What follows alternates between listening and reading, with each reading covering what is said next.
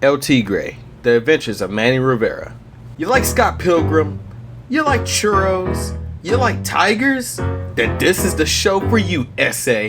How's it hanging, Holmes? It's your boy D-Dubman, a ReviewYaLife, here to bring you a new review on this made-up American holiday that Mexicans don't give a shit about.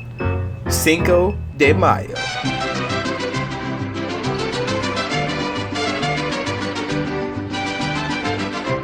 And I thought today would be the best time to tackle this show, considering the fact that I missed the original deadline for this show on the Day of the Dead.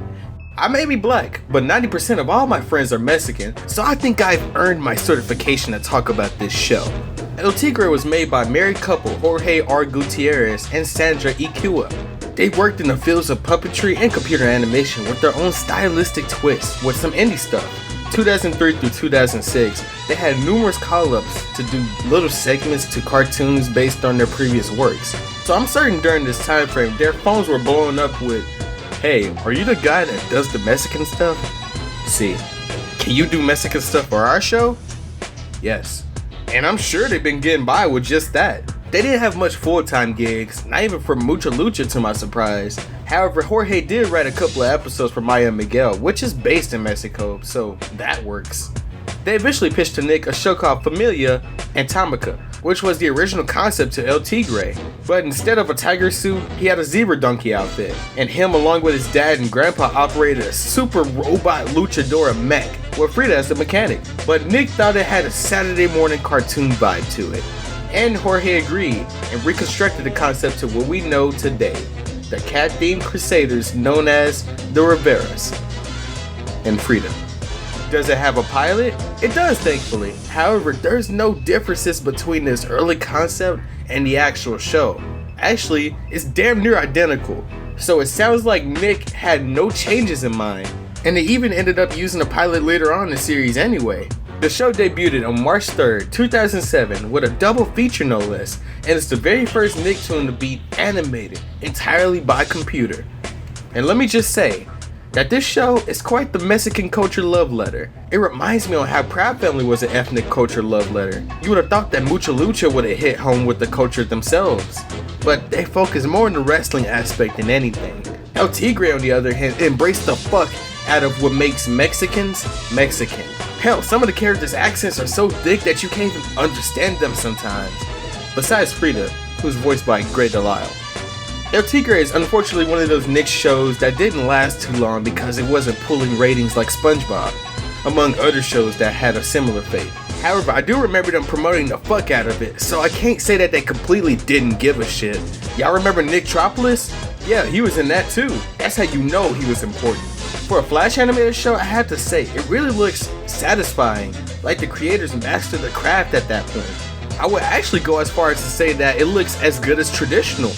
The plot of the show revolves around Manny choosing to be a good superhero like his father, or an evil villain like his grandpa, and each episode would signify both sides of him doing good stuff and doing bad stuff, because he's a kid who doesn't know any better. Jorge got the idea from his own life, where his dad was an architect, which he viewed as good, and his grandpa was a military general, which he viewed as evil. And his family and friends always debated on what he'll grow up as. The show is really good with action, especially in the finale. Woo! But it mainly revolves around morals, so that could be a turnoff. Who's the best character? Maria Rivera. Bruh, oh my goodness. Do I really need to say anything? Ooh. But I think that's kind of cheating because I'm letting my dick talk for me. My actual favorite character has to be El Oso. He's the dumbest, most silliest villains in the show. Other villains are as well, but they have motives. El Oso just does bad shit because he wants to. And he says the word "mang" in every sentence. Just back off, man. But I done you a favor, man. Hey, that's a good idea, man. There is no true love, man.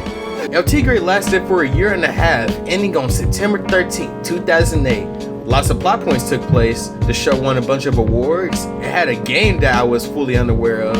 And they even held an online event on whether El Tigre should be a good guy or a bad guy.